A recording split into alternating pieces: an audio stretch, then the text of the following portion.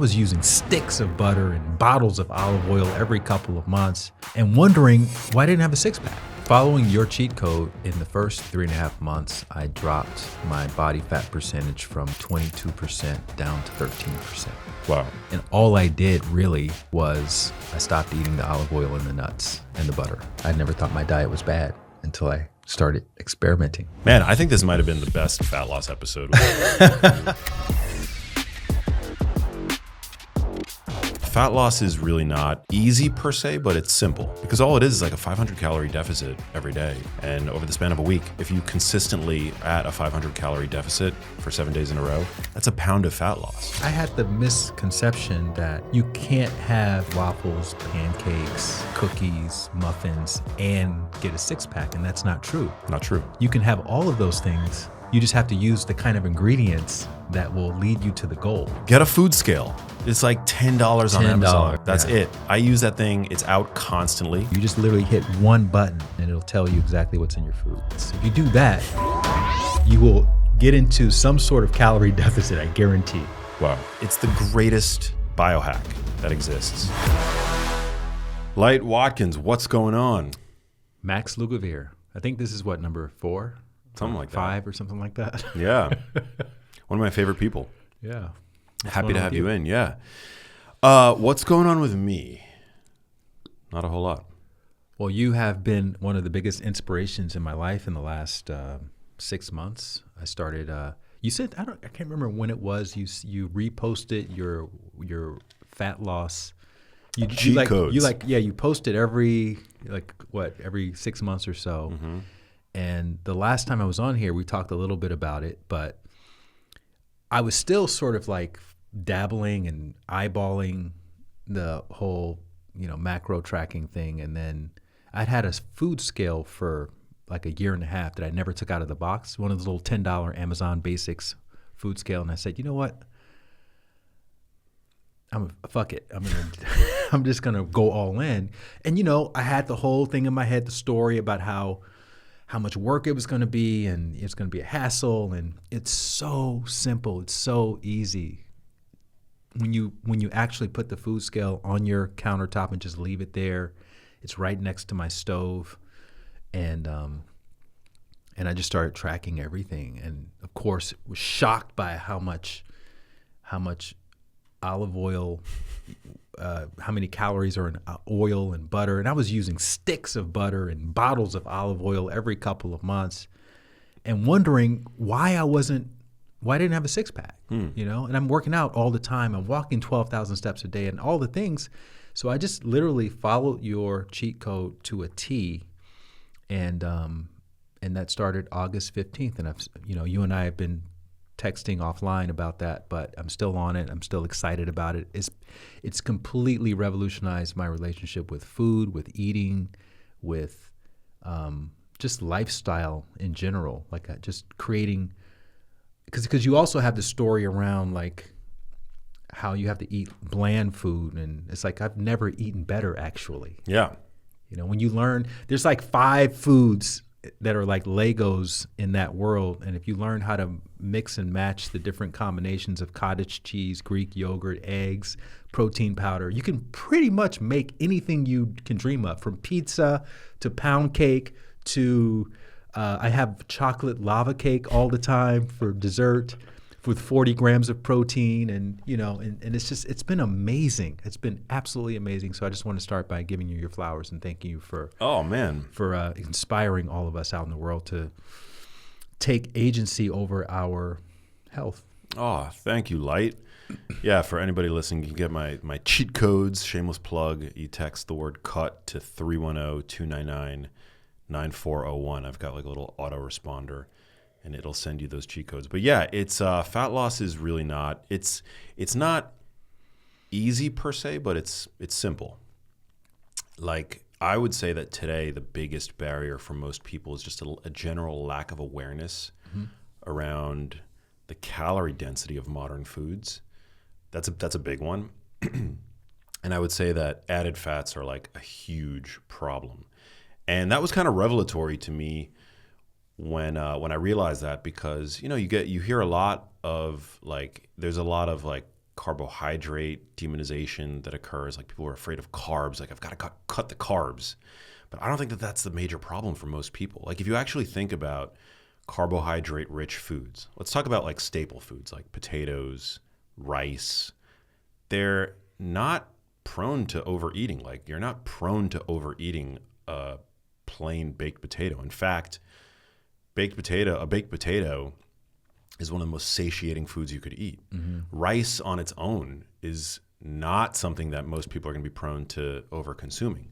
But it's once you dump the butter and the sour cream and the bacon bits on the potato, it turns that thing into something that your brain just wants more and more and more of. Same with rice. Like rice isn't something that you're prone to overeating until you dump a cup's worth of chicken tikka masala sauce on it. And then you're like, give me all the rice to mop up that cream-based sauce. So I really do think that it's the added fats for most people. I used to pour so much olive oil and butter in my rice and on my potatoes. I would say another game changer was getting an air fryer. Do you have an air fryer? I do not know. Oh, Tell me about it. it just makes preparation of protein so much easier, and carbs. You know, like I can make the most beautiful tasting fries just from the potato itself and putting it in the air fryer.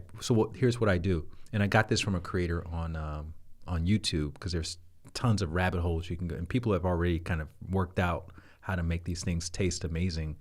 But you take your potato, you cut it into the shape of fries, you boil it for like 10 minutes with baking soda and a little bit of sea salt, and then you take it out, you strain it, and you pop it in the air fryer, and 10 minutes, 12 minutes later, it just tastes like French fries. Whoa. With that crispy outside and the soft inside. And no oil. I mean, a little spray oil. Yeah, spray, yeah. Which is basically no oil. Yeah. From a caloric perspective. And yeah, so I've learned how to make like low calorie, high protein smash burgers and fries, and yeah, anything you can imagine. You can work the air fryer. You can work your what kind of skillet do you use? I use a because when you're not using oil, you kind of have to go non-stick. correct. Right? Well, I have a non-stick from our place, which I use primarily for cooking eggs, because eggs are the one thing that's like most prone to sticking. Yeah. And then I have a cast iron that I use for like steaks and things like that. With a little spray oil. Yeah. But here's a fun spray oil hack. Tell me. Well, it's not necessarily a hack, but one tablespoon of oil is like 14 grams of fat, right? Yeah. If you actually put your spray, like say you have like an olive oil spray, and you put it on your digital food scale and you zero out the scale, you'd be shocked how long you can actually spray the oil for before the weight starts to move. Interesting. So it just is sort of visual confirmation that a spray is so much more efficient than pouring oil on your food. Right. So like, I have an extra virgin olive oil spray in my kitchen. And if I want to like lightly coat anything with like extra virgin olive oil, I use a spray, and I'll measure to see how many. Usually it's like you can spray it for like a good couple seconds and you'll see the weight won't change. You just put the spray on the digital scale, you zero it out. Yeah. And you'll see that like a spray is almost like a free calories. So how long are you spraying then to get a gram or whatever of just of like oil? For like a second, but it's kind of miraculous. Like it's miraculous how many calories like using a spray will save you. And even among the weight that's even like say it goes down to 2 grams lost, with an extra long spray, there's still propellants and whatever, like in most, not all sprays, but in some, they'll include propellants. You generally want to avoid those, but yeah, like not even all of the weight that's lost is pure fat. So And a tablespoon is how much? How many grams? 14 grams. Oh my God. Yeah. And a gram of fat is 9 calories. So it's like, there's like a real precision math here that shouldn't be overlooked, Yeah. But then you contrast that to like when you're just liberally pouring with the abandon of a summer day, your extra virgin olive oil all over your salad. I mean, that is a F ton of calories. Yeah, like, calorie bomb. And calorie you think bomb. you're eating super, progressively to the goals that you want to have. Because I think it is healthy, right? Olive oil is not healthy. Correct. But if you want to have the kind of body that you may envision for yourself, Yeah. I don't think any guy wakes up envisioning wanting to have more of a dad bod, No. more waist handles. But so if you don't want that, then it's not useful. It's not helping you achieve 100%. that goal. Yeah, and fat is not satiating. Like, and that's like a big thing today. I would eat a whole bag of pistachios from Costco, thinking, okay, this is a healthy snack. It's like 4,000 calories in that bag. 100%. It's a huge problem. And also like, nuts are something that you used to have to like go out and forage for and then crack the nut. Right. And it would be time limited, right? It would be they would be slow to eat. Now, I mean, you get like a bag of shelled, and you add salt to it. Oh my God, it becomes this thing. Like you can literally like shovel pistachios into your face. I made this joke I did a video where I went to Target recently, and I was like, I was explaining how with unprecedented velocity, you can now shovel salted nuts into your face, and it's like 1,000 calories of nuts before you know it within 5 minutes. Like they have these jars of I forget the brand name, but it's like salt and vinegar almonds, right? That's like crack cocaine to me. Like you give me a can of that, within 5 minutes it'll be gone. Like there are no breaks for me. I used to eat that all the time. So I haven't had nuts in 4 or 5 months like that. And I don't miss it, honestly. I don't miss the olive oil. I had a little sprinkle of olive oil this morning on a salad that I was eating, because you don't eat that many salads. I don't eat that many salads now. I eat a lot of fruit. I eat a lot of starches. And every meal is more or less protein centric. Trader Joe's has these amazing dark yolk eggs. Do you use those? They sound good. They're amazing, and they're super consistent. And they break very cleanly, and so I've been really enjoying that, because you can't get that where I'm based in Mexico City. But yeah, it's fun, man. Every meal, when you know that the thing you're shoving into your mouth hole is taking you further in the direction of your goal, it makes every meal that's just that much more enjoyable to me. Yeah. I've heard it said that discipline is the choice between what you want now and what you want most. And it's making that trade-off, It's like understanding that no decision is bad. It's just you're deciding ultimately. With every decision, with every choice you make, you're deciding between what you want now and what you want most. Yeah. And it's interesting about this experiment is I had the misconception that you can't have waffles, pancakes, cookies, muffins, and get a six-pack, and that's not true. Not true. You can have all of those things. You just have to use the kind of ingredients that will lead you to the goal. And the thing you think you should be eating to be healthy, which are the fats and the nuts and all of that, that's actually what's holding you back. It's like completely the opposite of what most healthy wellness people think. 100%. There's I think the added fats are a big problem. I think like I'm not demonizing fat, like certainly not, No. but I think you should get your fats from whole foods. Yeah. And also you should have the awareness that whole foods today are fattier. Like meat is fattier than it's ever been. I mean, like unless we're talking grass-fed, like a lean cut of grass-fed, grass-finished steak, domestic cows are bred to be fattier than wild game. So there's no necessity to overconsume fat. You need a certain amount of fat for good health, for hormone function, digestion, but beyond that, you're just stacking the calories. Yeah. And yeah, it's a big problem today. Like you can certainly, find ways of economizing, and because all it is like a 500 calorie deficit every day. Right. Like it's not that much. That's like a pretty subtle calorie deficit, and over the span of a week, that's like, if you consistently are at a 500 calorie deficit for 7 days in a row, that's a pound of fat loss.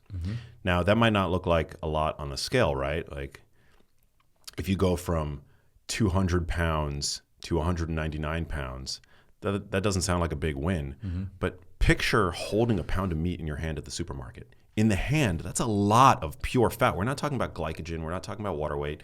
To be able to lose a pound of fat in a week off your body of pure fat, that's amazing. Yeah. Following your cheat code, in the first maybe 3.5 months, I dropped my body fat percentage from, I think it was at 22% down to like 13%. Wow. And all I did really was I stopped eating the olive oil and the nuts and the butter. Everything else, more or less. Oh, and I didn't eat out as much. So that's the other thing. You kind of have to start preparing most of your food because you just can't trust what you're getting when you eat out in terms of oil and butter and stuff like that, because that's how restaurants typically make food tastes, appeasing, is by drowning it in oils. But actually, again, you enjoy it. You get addicted to the process of tracking and measuring.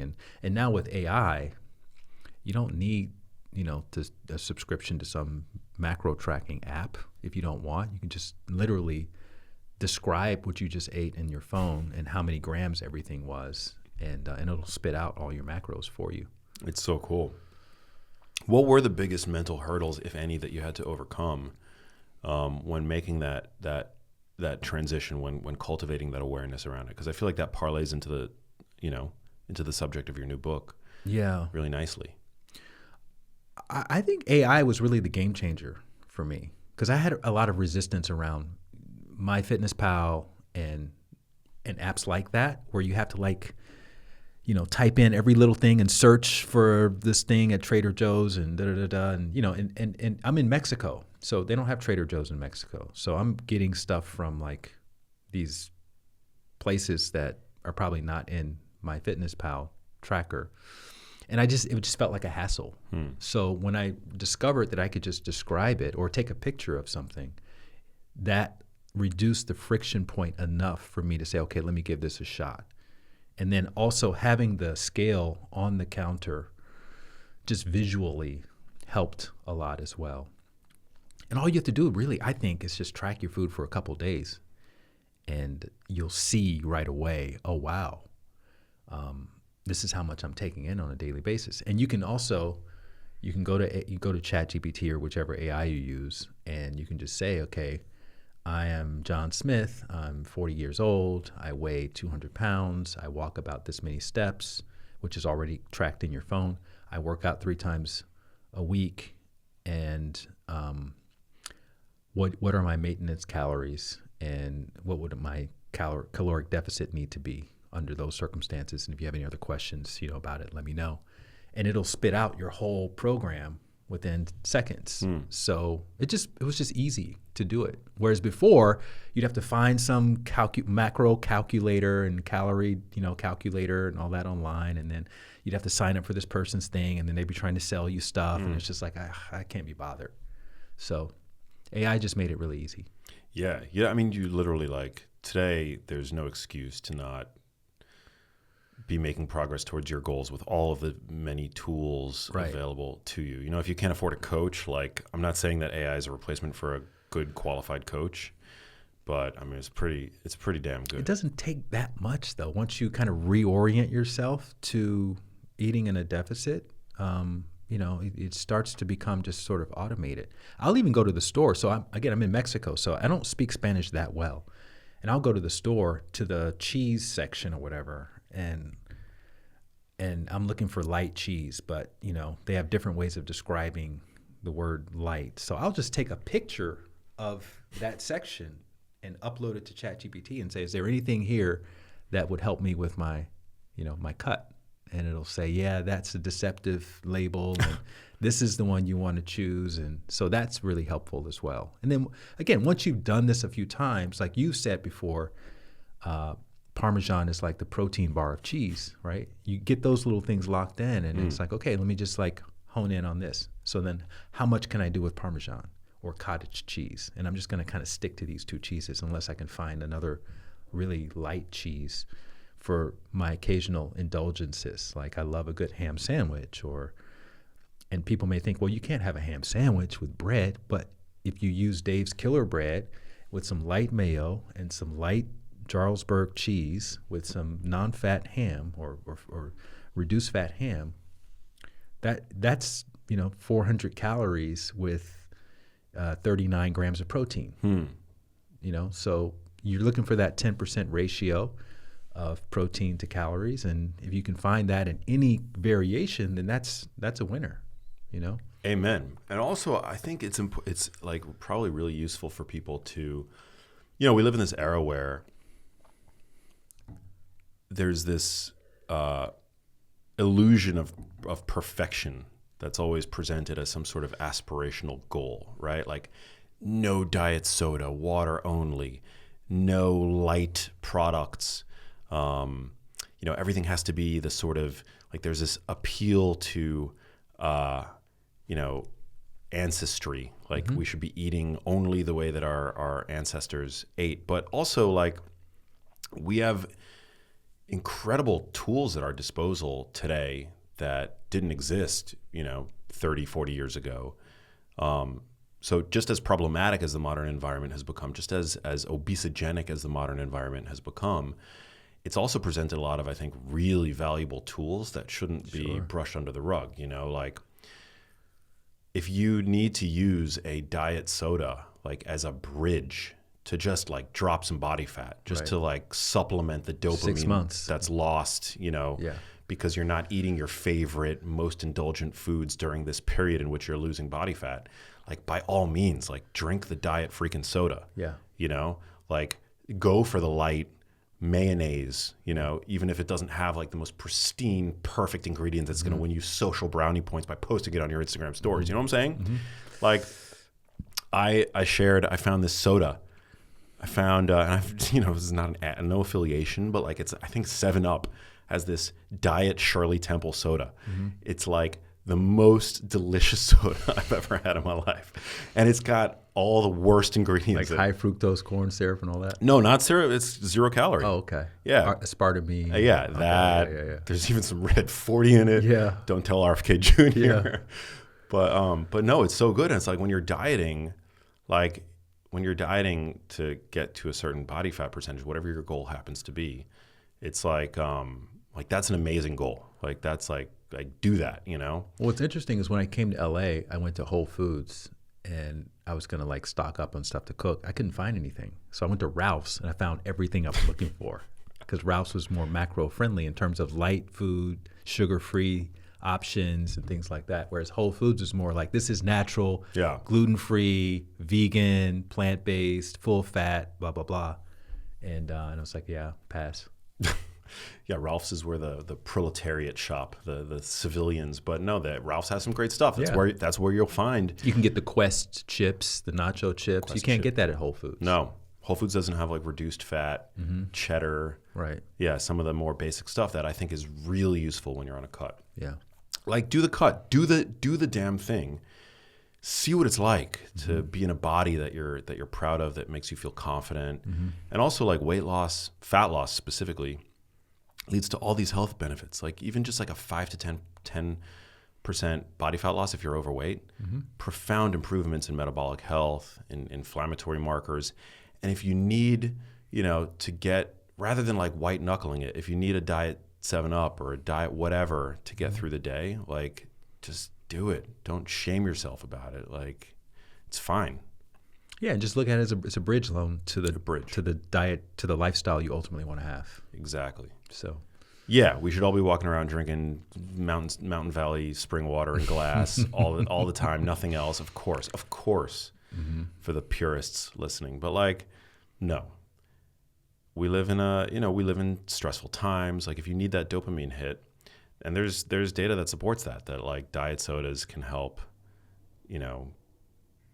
facilitate weight loss because they provide that sort of dopaminergic nudge that keeps you on track. Also, at the end of the day, literally at the end of the day, when you realize, okay, I've hit my macros and I have some room left over, you can go and get an ice cream completely guilt-free. Exactly, yeah. Knowing that, okay, this ice cream is 300 calories at the most. I've got 400 calories left over in my budget for my macros. So let me go and enjoy this indulgence. Whereas before, I would feel all this shame and all this guilt, like, oh, I'm working against my goals, because I didn't know. I didn't know if I was moving in the direction.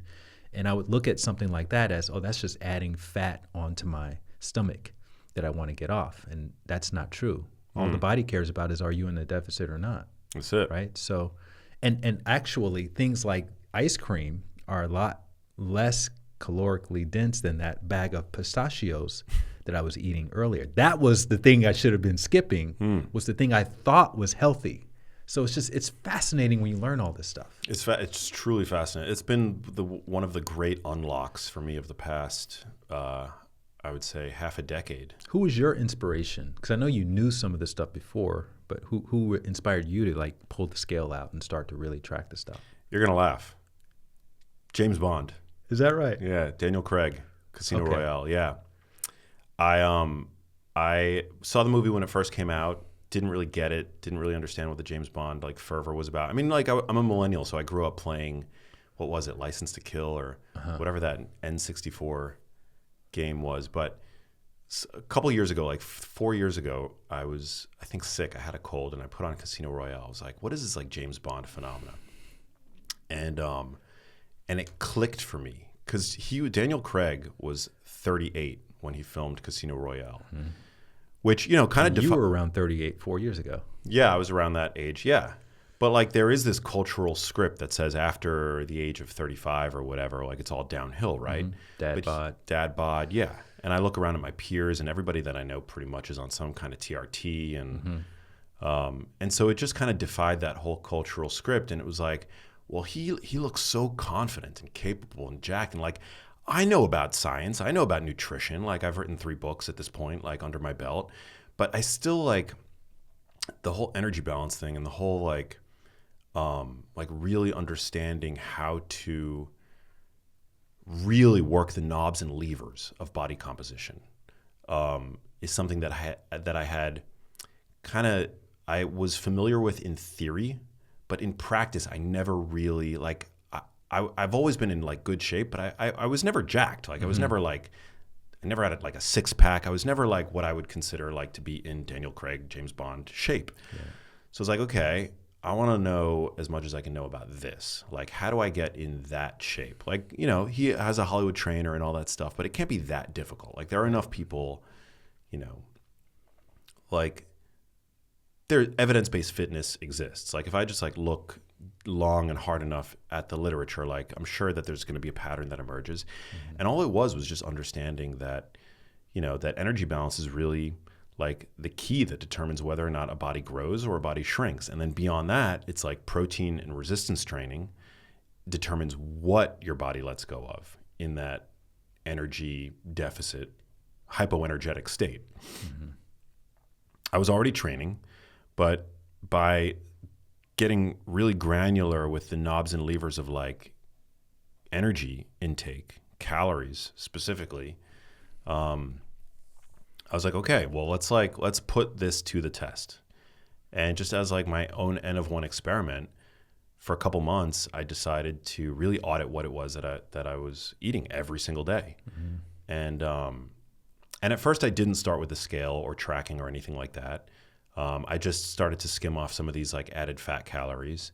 And like you, like I noticed that the fat just like started melting off, and I started seeing like cuts and definition where I hadn't previously.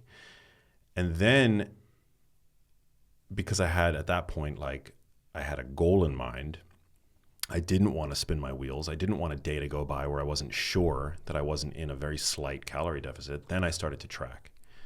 And over a period of like 4 or 5 months, I got the leanest and the most quote unquote jacked that I'd ever been. Like the muscle was always there. I've always been training, but the fat loss revealed that muscle to me in a way that was really motivating. And yeah, and it was surprisingly easy. Like it wasn't, sacrifices have to be made, as you said. Like you can't really eat out as much, so there is a degree of like, compromise there. But at the end of the day, what I gained in the process was invaluable.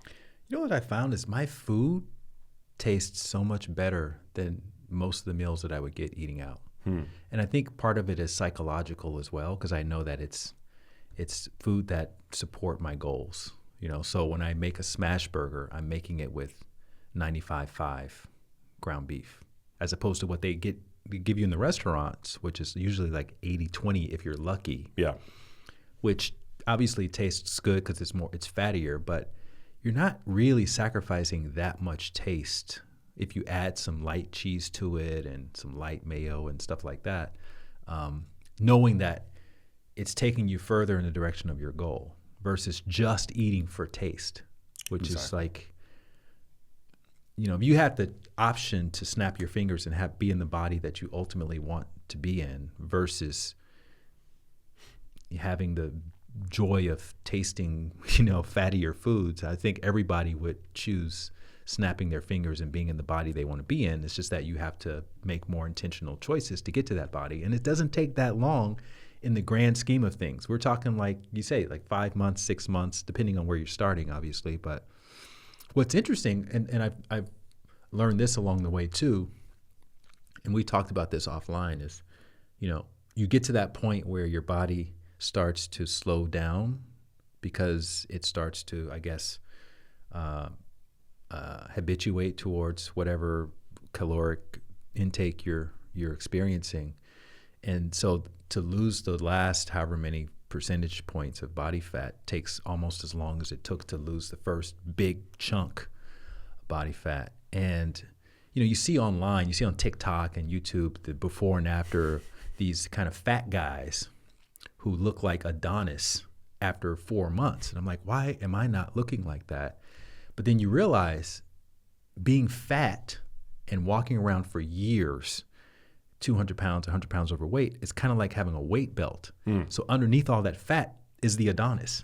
Whereas I'm a former skinny guy. And so skinny guys have to really work hard to build muscle. So as I was losing that initial fat, I'm like, why am I looking so thin? But that's, again, it's a part of the process. And you don't learn that until you really start to indulge yourself in the process itself. And you realize, okay, it's going to take me a little longer and I have to do some extra stuff here. But, I'm not working against my goals. It's just different because I'm coming from a different place. But if you're overweight now, you actually are in an advantage. Yeah. When you lose weight, you're going to look ripped 100%. Almost right away because you've been carrying all that extra weight. Yeah. Yeah, you're likely not overweight because you've got a slow metabolism. In fact, heavier bodies, like their metabolisms are generally pretty good. They're burning just as many calories because they're lugging around, all that additional weight. So, and it doesn't take that long. It doesn't. Like 4 months of just being intentional. Yeah. No nuts, no olive oil, no butter. Right. And it doesn't have to be a crash. It doesn't have to be like some extreme calorie deficit. Like just a 500 calorie, it's like it should feel actually effortless. Yeah. It should feel so boring that you're like, isn't there like more that I have to do? Like it really shouldn't be this like thing that you feel like you have to white knuckle through. And another thing that I think is really worth like underscoring is that you're never that far from shore. Like, yeah, people are generally carrying more fat than they think they are, but you can always reel it back in. You just have to dedicate yourself to it. You have to like find a way to reduce the friction, to dedicate the time to it. But like after my last cut, which was like a couple years ago now at this point, I think it was like 2022 or 2023.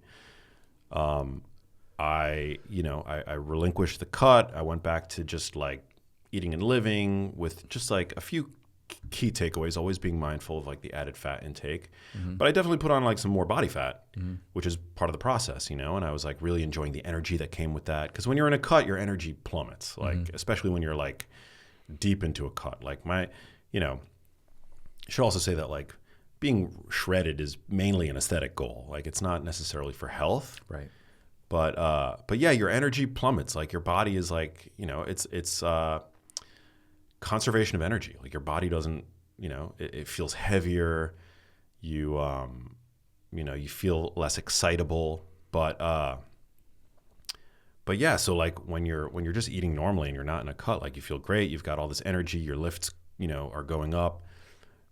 And then at a certain point, you start to get this like gnawing feeling like, will I ever be able to be that lean again? And then this time around, because I'm now, in a cut, I proved to myself again that like you're really never that far from shore. Like you can always like reel yourself back in. Like your biology doesn't change. Right. Like just get back into that calorie deficit. Yeah. And it doesn't matter really how old you are. Like I'm in my 50s. Yeah. So it's working for me just beautifully. And you look great. You've got angles. Yeah. And you're in your 40s. I'm in my 40s. Yeah.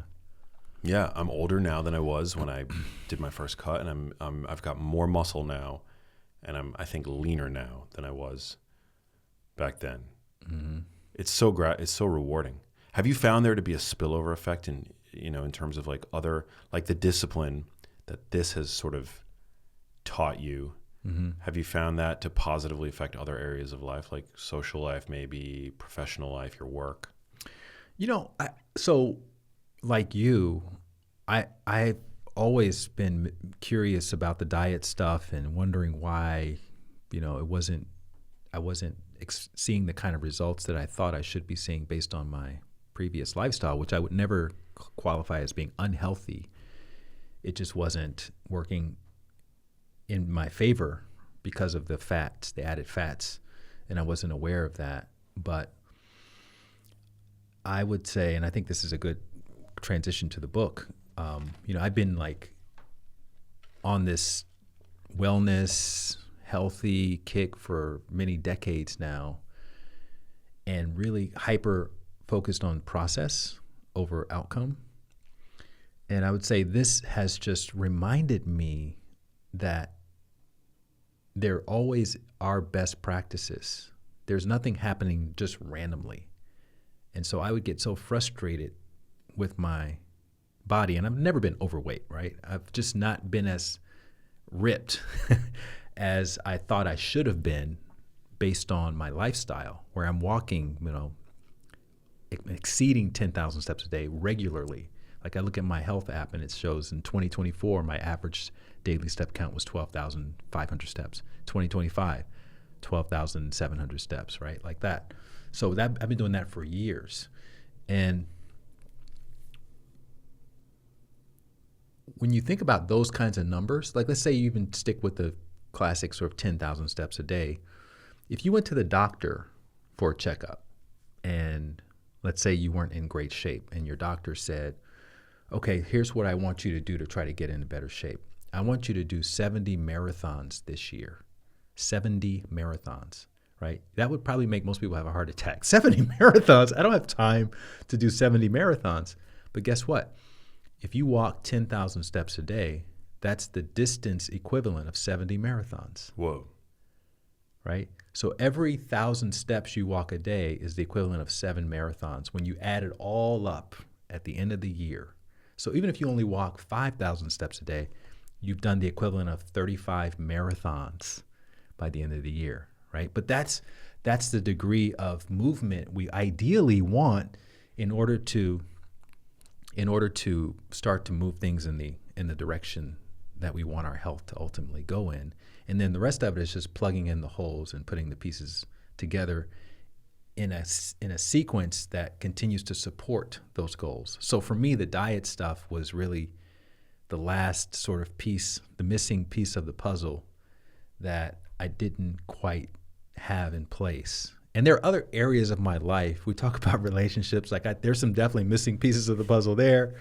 Finances, I do well, but I'm not like a millionaire and all that. So there's some missing pieces of the puzzle there. All of those are going to come into place. I'm still working towards all of that. But just remembering that, none of this is arbitrary. So the fact that I'm not a millionaire or billionaire or trillionaire is not arbitrary. It's because there's some missing pieces of the puzzle. And so what do those look like? The fact that I'm not married, I don't have kids, but I want to be in that situation. There's some missing pieces of the puzzle. So that's what it's a good reminder of, and I've solved it with meditation. We've talked about that several times. I've solved it now with diet, and obviously there's still more to learn with experience, but what I'm really here to talk about, The Year You Transform, which is my latest book, is really all about giving ourselves an opportunity to create the system, the framework for creating, for living the life that we ultimately want to have, by thinking in terms of choosing some degree, small little inputs of discomfort, which you could call, involuntary stress, as a way of keeping ourselves more adaptable to the changes that you ultimately have to make in order to achieve the things that you want to achieve in life. And so I advocate for little 7-day deadlines. Forget about 6 months trying to get into the best shape of your life. Just track your food for 7 days. That's it. Just 7 days. If you like it at the end of 7 days, keep going. If you don't like it, fine. Experiment with something else. But just that one shift from this indefinite goal that never really ends to doing something kind of smaller can be the unlock for a lot of people, just to give themselves a shot and see what it's like. And that's how I started. And it sounds like that's how you started as well. Yeah, well, you touch on something really important, like having a deadline of sorts, whether it's a temporal one, time-based, or goal-based. Goal-based, yeah. But it's really important to be very clear about your goals. Yeah, and so for me, when it comes to fat loss, my goal was 12%, and I got close to that goal quickly. But then in the process, two things happened. Number one, I became fascinated with how much further I could go. Not that I want to do a fitness competition. I have zero desire to do that. But I'm like, if I'm already doing it and I'm enjoying it, how much further can I go? But the other thing that I didn't anticipate, and this is what happens when you give yourself the chance, things will occur that you didn't anticipate. And so with me, the feeling tone that I got from making my own food, I was like, oh my God, I've never felt better eating food. And I worked out, okay, there's a connection. When I eat foods that are processed or that have all this oil and butter, it makes me feel heavier. And that still felt okay, but it doesn't feel as amazing as making the food for myself without all that stuff, using some creativity and making things that I never thought were even possible. I make these high protein matcha waffles. I've had a waffle maker for ages I've never used, and I got that high protein stuff from Costco, which is not quite the 10% ratio that we like, but still, it's like you could use ingredients to get it to that ratio. But I'm like, look, I've got a little space left over in my meal. I'm already front loading the thing. I'm hitting some days 90 grams of protein at breakfast, right? So if I have those kinds of numbers, then I'll indulge sometimes and have like some pancakes or some waffles or something like that, some sugar-free maple syrup. And I feel great. I feel amazing. And it's like I've never anticipated that. And then that becomes the motivation to keep going. And so with this, my general thesis is that if you take things in smaller inputs and you have a hard deadline that's not too far away, and you do the minimum viable action step that you can sustain on an average busy day, so you're optimizing for consistency, and you leave it before you wear yourself out, like you do just a little bit, knowing you could potentially do more, it'll incentivize you to want to do it again the next day or the next meal or the next opportunity. And you'll happily show up, versus what we normally do, which is we go all out. We watch a David Goggins video. It's like, oh God, I got to go run 10 miles today because I want to get into better shape. You run your 10 miles. Now you have shin splits. Your feet hurt, right? And your wife is mad at you because you weren't there for some special thing that she wanted to do. And now you have all that friction for the next time. And it may not be for a couple of weeks that you go out for a run again, and then you get sore again, and that soreness lasts for a few days. And so instead of being on that kind of treadmill, I'm saying, okay, just walk around the block.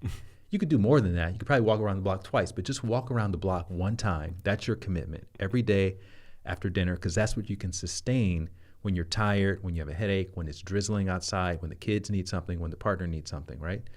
And then the next day, you're going to think to yourself, okay, I can do that again. That was very quick. It only took me 5 minutes. Maybe you skip the third day and go back the fourth day. You skip 2 days and go back the 8th day or whatever. But eventually, you get into the habit of just walking around the block. And then eventually, you get to the point where you do it 7 days in a row. After you do it 7 days in a row, add another loop. Now I'm going twice, right? You do that. However long it takes you to get 7 days in a row, then you add another loop. And like that, you give yourself 6 months, a year to build up to the 3 miles you initially said, okay, I'm going to start walking or running those 3 miles. And if it's walking, while you're going through that process, you're tracking, you're starting to see, 10 minutes of walking is 100 steps.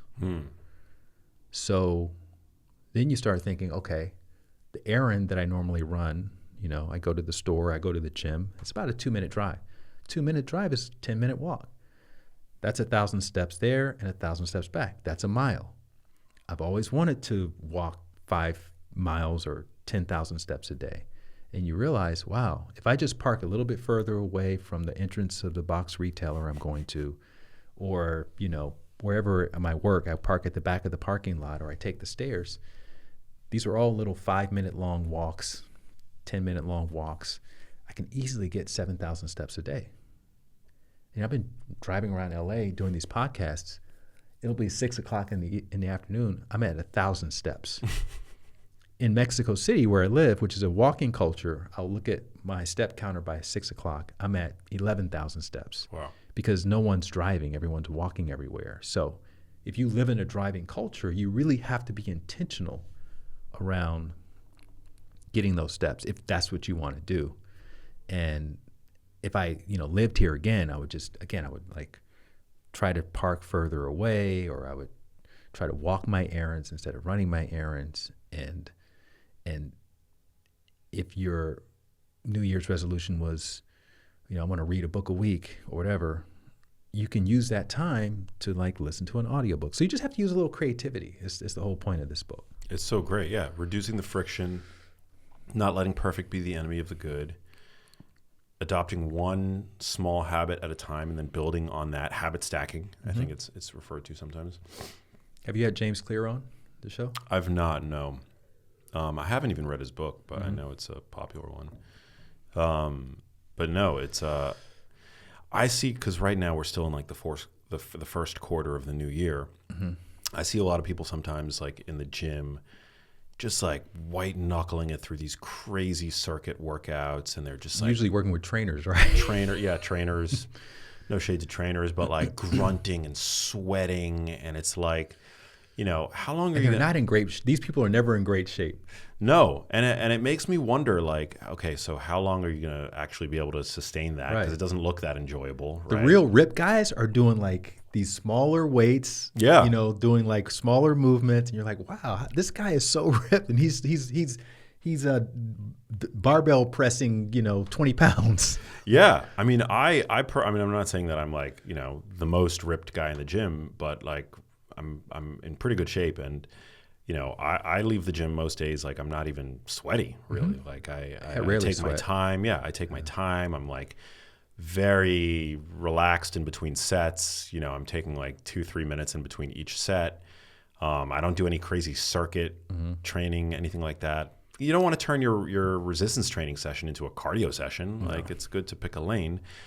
But yeah, so I see these people just going through the motions of these crazy circuits, from one exercise to the next. They're they're breathlessly then going to the next, phase of the circuit and then back again. And I'm like, how long are you going to sustain that for? Are you going to injure yourself?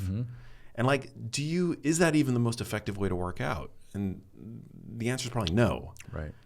And yeah, it's very, it's frustrating to me, because on the other hand, it's it's great that you're there. You're obviously putting in a lot of effort. It's great that you're doing that. But yeah, progress doesn't have to be so difficult. I think it's the Listerine effect. I think that there's this fallacy actually, I was reading about this last night, and I completely forget the name of the effect, but we tend to put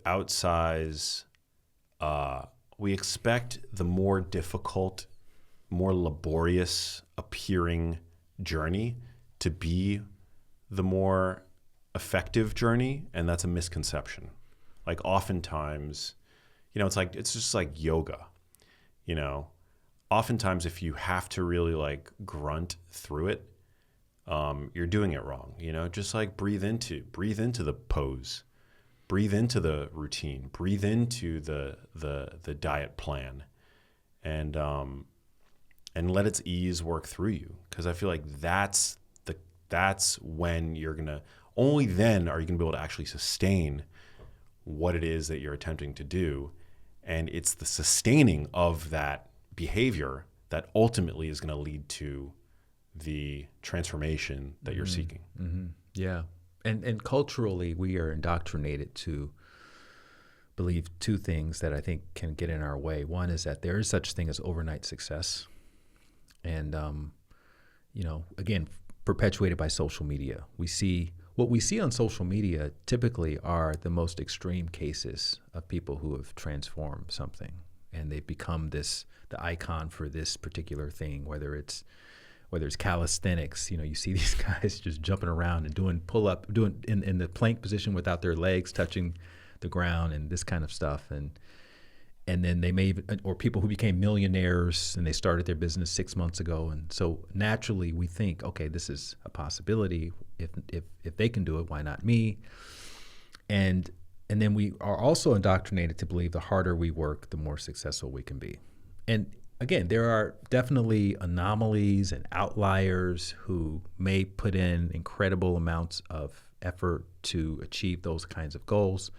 But for regular people who have other obligations and responsibilities, you want to ideally look at those pathways to change not as a 40-yard dash, which is how most people start, which is why they typically drop off by February. 80% of people who have a New Year's resolution will drop off by February.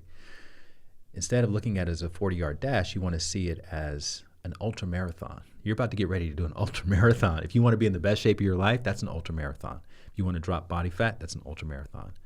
And by the time you get 1 or 2 months in, you're on step 5 out of 1,000 steps, right? So just mentally shifting your expectations away from this thing needs to happen, and the harder I work at it, the quicker it's going to happen, is setting yourself up actually for failure. And instead, you want to kind of settle in. Ideally, you want to have a mentor or a coach or somebody who's written, like you did, the cheat code for fat loss.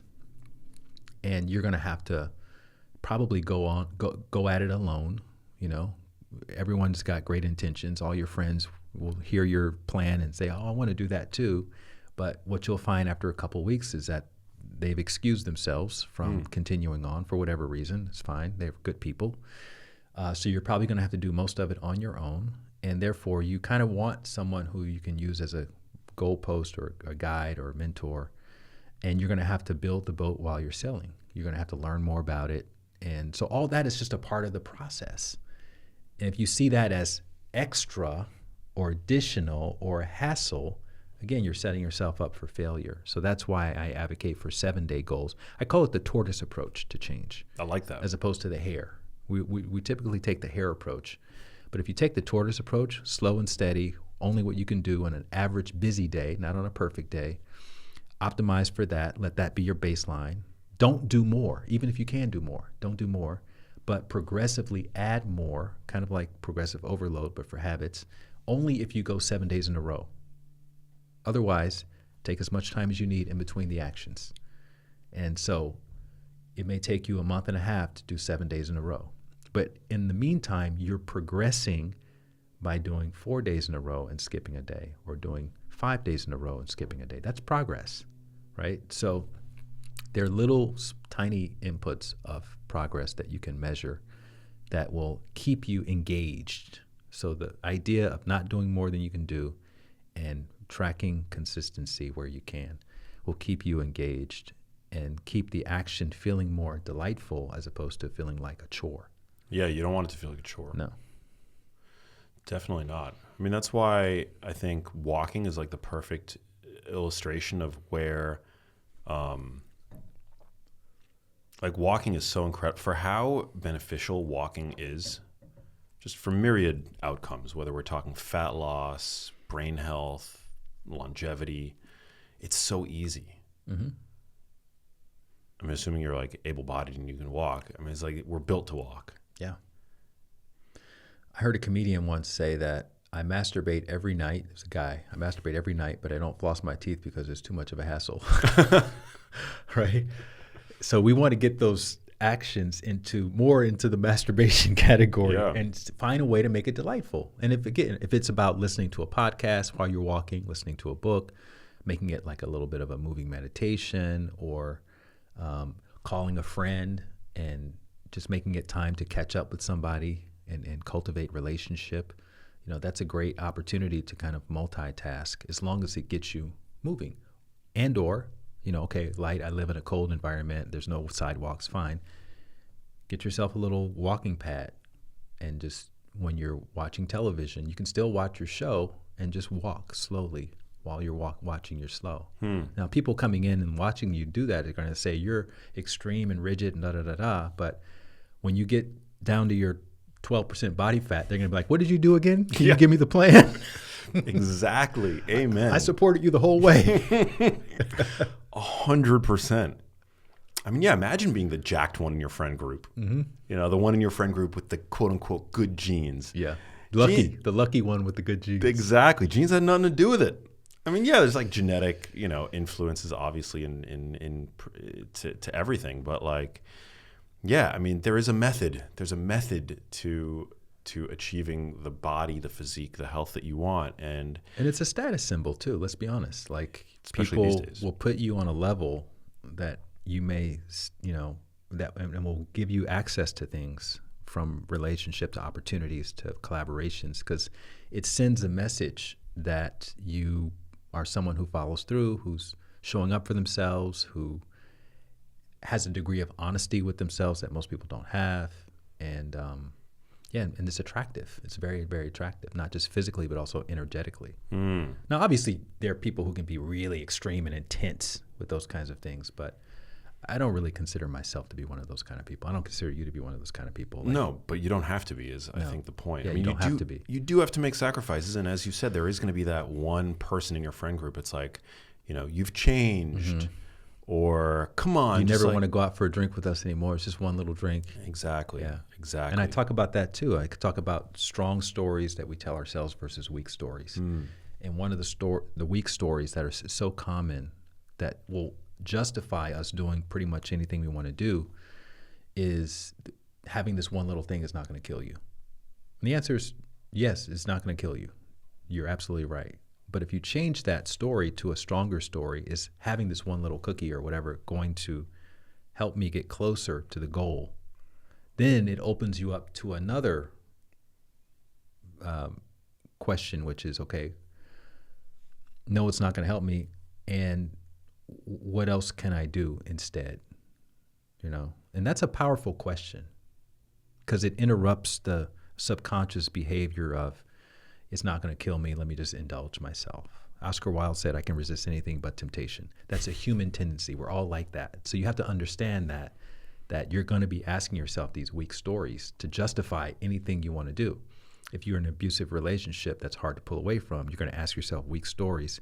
Should I give him one more chance? Everyone's human. Everyone makes mistakes, da-da-da-da. And now next thing you know, you're back in the next argument, right? So we all have that. And I think we tend to think we're above it.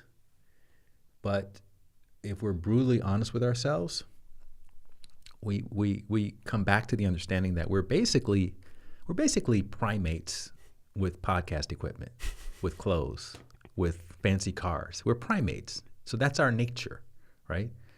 And now that we've accepted our nature, now we need to put stopgaps in place to protect us from ourselves. If what we want is some degree of progressive change in these various areas of our life. So well said. Yeah, I mean, I think it's amazing, and it's also, yeah, you owe it to yourself before you die, I think, to truly get to experience all that your body can do. And I think when it comes to,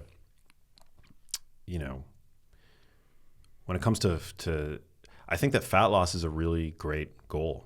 I don't think it's necessarily a health goal. I think it can be certainly a health goal, depending on where you're starting from. But as an aesthetic goal, like, I think it's been, I mean, at least in my own life, it's been incredibly rewarding. And I'm now starting to rack up experiences at the gym where, other guys will, it's funny because you always have this perception that it's going to be the girls, it's never the girls. It's always the guys complimenting the other guys on how jacked they are. But yeah, I was at the gym the other day, and some guy who was working out next to me, commented on, complimented the vascularity in my arms. And then I was like, in the locker room, and it was totally not gay, but I was like taking off my my shirt was off, and some guy was walking by, and he was like a homie. He was like he totally seemed, he was not hitting on me or anything. He was just kind of in passing. I love all the qualifiers. Well, I live in West Hollywood, or I sometimes I work out in West Hollywood. I used to live there, so you just got to be clear. But he was like, "Damn, you got some muscle on you, bro," as he was like walking by. And that felt really damn good, And it's not like I have more muscle now than I did, a year ago. Less fat. I have less fat. Yeah. Yeah. And I'm not special. I'm not on anything. Like, I'm not, I don't have the best genes, and I'm 43. But to be able to receive that, I mean, yeah. And that's something that the feeling that I had is something that I want for everybody. Mm-hmm. An incredible feeling. Yeah. Yeah. And anybody can have it. Yeah. That's the thing, is like, anybody can have it. There's a method. I took the same approach when I taught myself singing. Growing up, I was not a singer. I was, I didn't have any, quote unquote musical talent. Nobody in my family had any, musicianship. Mm-hmm. But I thought to myself from a relatively young age, like in my 20s, not young enough to really master, guitar or singing or whatever. But like in my 20s, I thought to myself, I had this thought: there are enough people in the world that can sing that there has to be something teachable here, and therefore something that I can learn. There has to be a system. And lo and behold, I found that to be, in fact, very much the case. Mm-hmm. I'm not going to have the tone of, Ed Sheeran or right. Beyonce or Whitney Houston or whatever, but I have my own tone, yeah. And I learned how to use it. I learned how to, and I'm not saying that I'm the best or anything like that, but like, I can now sing, and I wasn't able to, before understanding that. And applied to fat loss, it's like, there's enough people that understand fat loss, that are lean, that are shredded, yeah. that this is something that, like, there's no mystery, right. And if it feels mysterious, it's only because of, like, somebody's complicating it. Somebody on social media is complicating it, usually to sell a course or coaching or a book or what have you. But there really is there's no mystery. What's interesting is when you see these videos on social media showing the before and the after, it always shows the person like in the gym on the treadmill doing, dumbbell curls or something. And it's like, all of it is actually happening in the kitchen. We need to see what's going on in the kitchen. That's what people don't show. So that's what's been, that was what was surprising for me. But I had a buddy of mine come to me. He had some business challenges, and he's a bit out of shape. And he asked me, what do I think about his business? What are some things some blind spots, or what are some things he can do? And I said, this is before I started this process. I said, you should just get in shape. He goes, what do you mean? What does that have to do with my business? I said, what I was trying to say without saying it is, you don't follow through on the things you say you're going to do. You do it while you're excited about it, but then the excitement obviously will fade, and then you'll move on to something else. you're not really honest with yourself. I can hear in the stories you tell me about the things that you believe about yourself aren't really reflecting reality of what I see and how I see you showing up. And those are things that all can be worked on by getting into better shape, because you have to do it.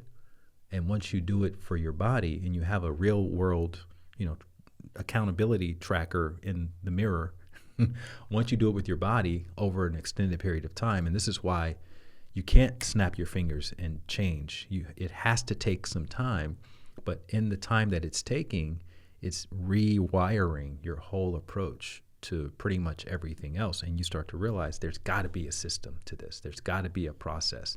There's got to be a smaller step. If the step that I'm trying to do now feels too intimidating, how do I make this smaller? And you can apply that to pretty much anything you want to do.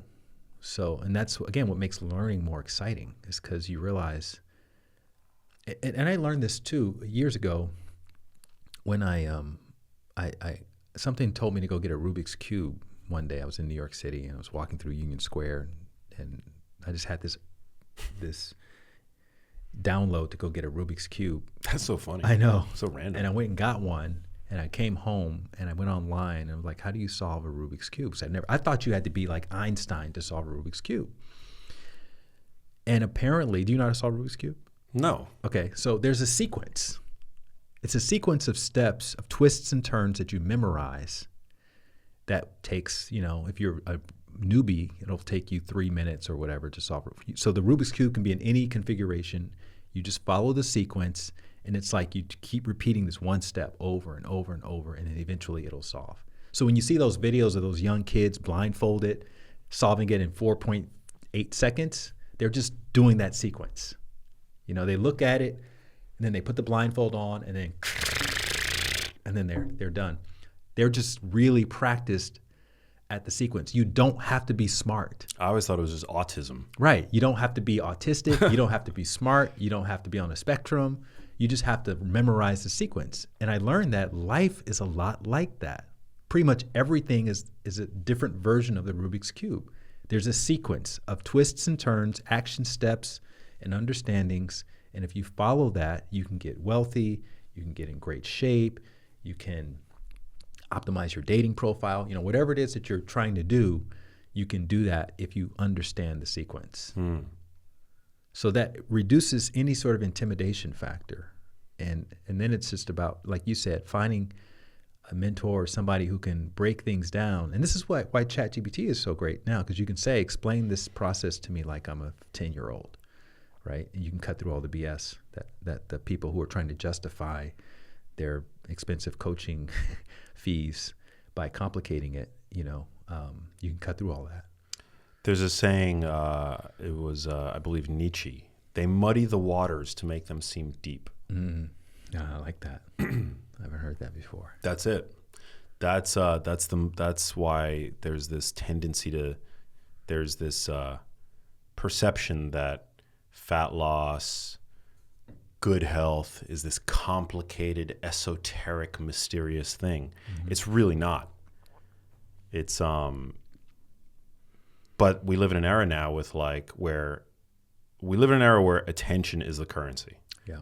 And so by perpetuating the idea that good health is this complicated thing, it's big business, And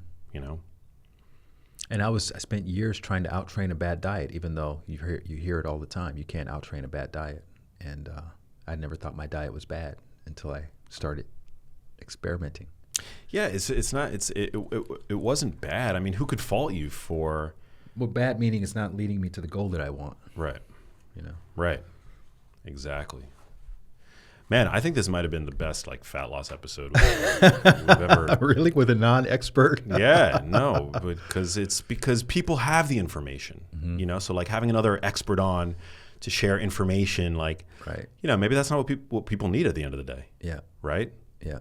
They need someone they can relate to. It's the behavioral, it's the psychological aspect. I mean, obviously there's some technique, you know, but involved. But well, I'm a walking case study for your cheat code. There you go. Because that's exactly what I used to start the process. And then, of course, you go down your own rabbit holes.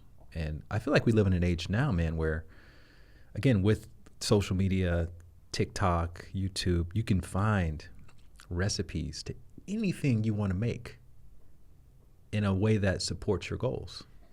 So, and it's fun because it's the same 5 ingredients. So it's not like you had to go out to the store every time you want to make something. You just do a different configuration of these ingredients, and you'll be eating better than you ever ate. You'll be eating better than you've ever eaten in a long time. Yeah. And once you figure it out, then you can kind of swap things in and out. You can kind of, play around the margins. But yeah, you can have a little olive oil because you have a budget for the olive oil. You're not blowing your budget. Exactly. I use olive oil. I just measure it. Yeah, you measure it. Exactly.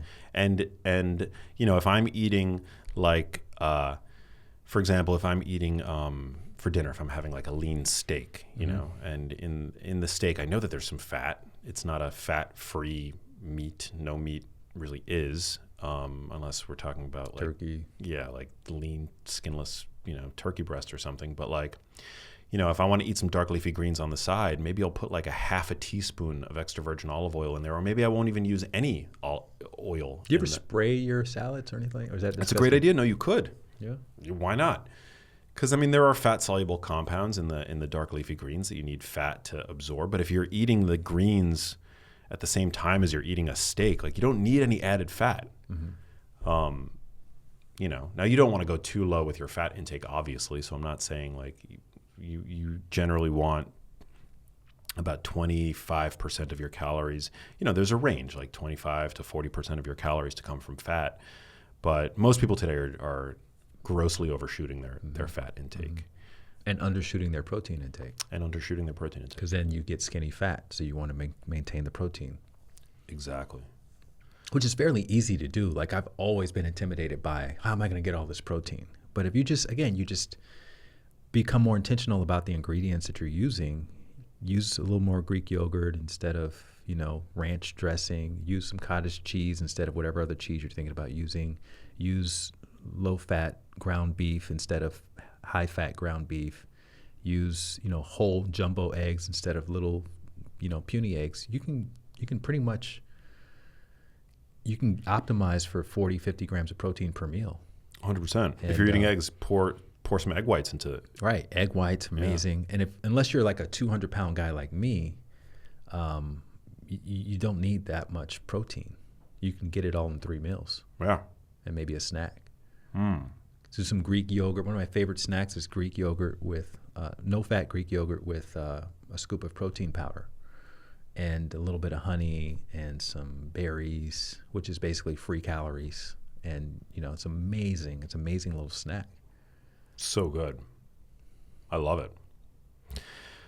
Man, Light Watkins. Well, pimp the book. The Year You Transform, The Quickest Path to Changing Your Life for the Better is it's out now. Available on Amazon. It's self-published. I love it. The Year You Transform. Yeah. And then, you can find out more about that or about me at lightwatkins.com. I'm on the socials at Light Watkins as well. Love it, brother. This was so fun. Honestly, this was we've talked about some really key levers for people, like the majors. I always talk about not majoring in the minors, majoring in the majors.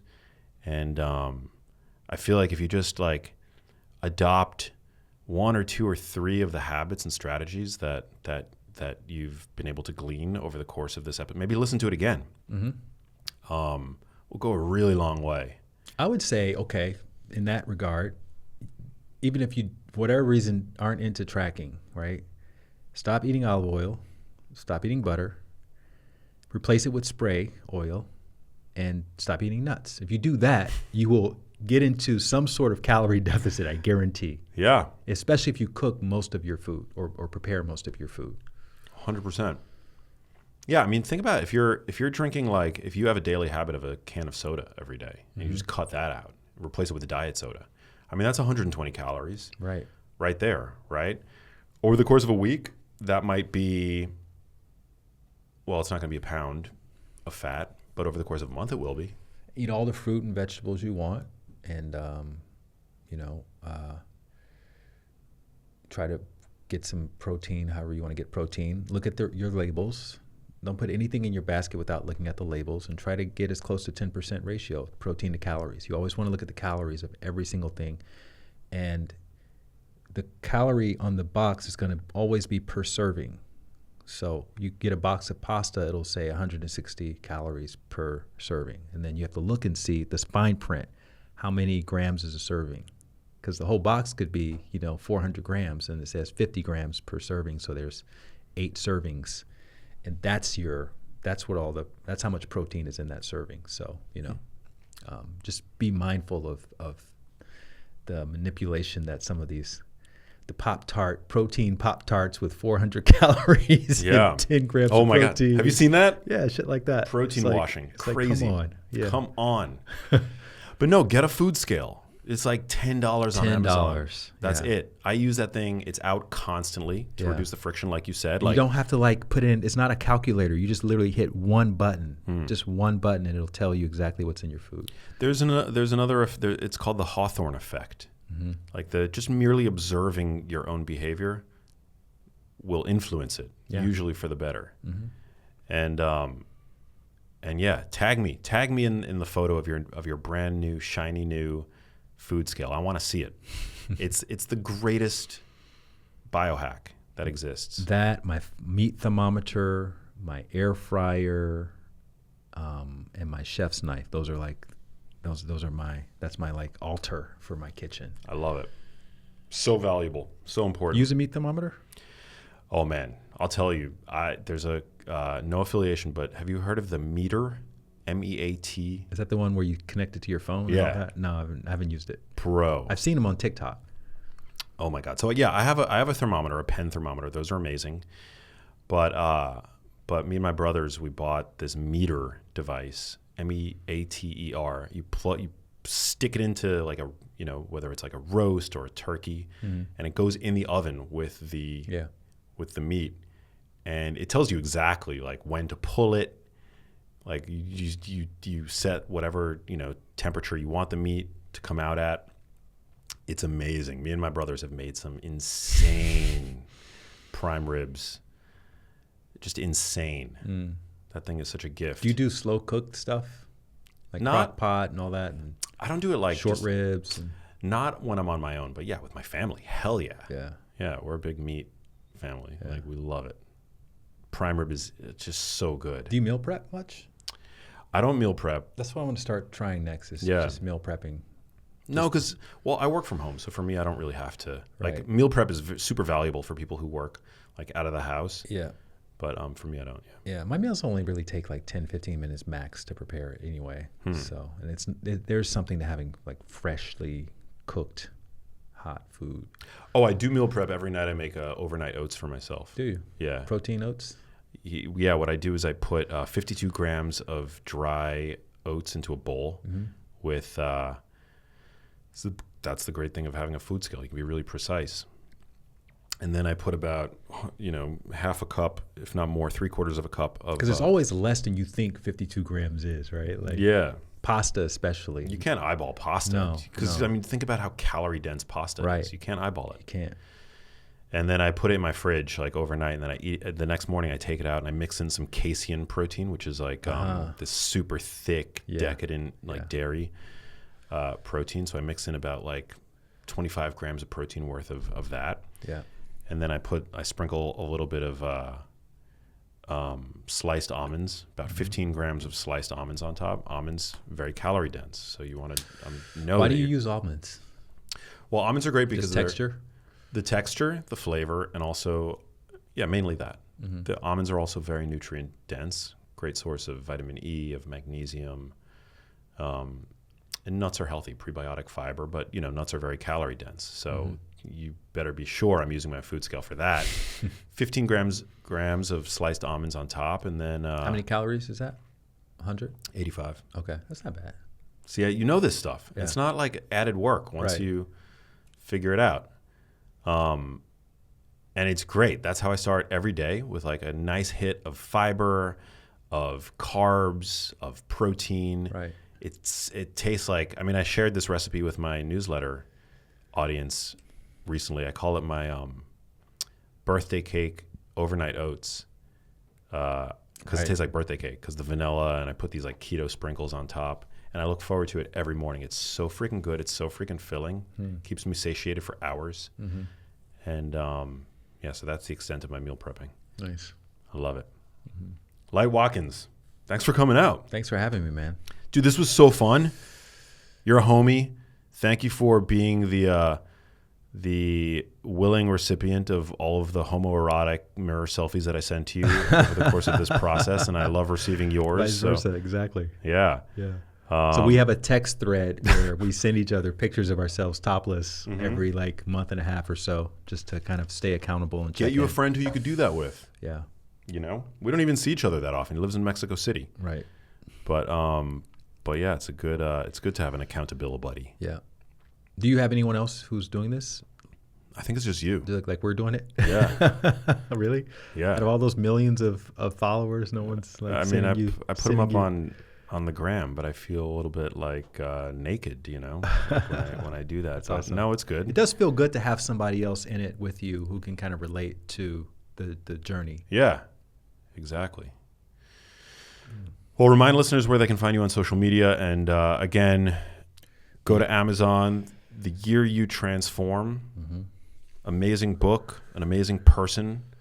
What are your social handles? Light Watkins, at Light Watkins. Love it. Everywhere. Thank you guys for tuning in. Share this episode, please, with people in your life who may benefit from it. Incredible episode. Incredible fat loss deep dive. I really think that this was one of the best, if not the best, that we've done. So thank you for coming out. Thank you guys for being here. Sending love, and I will catch you on the next episode. Peace. Peace. Hey, if you liked that video, you need to check out this one here, and I'll see you there.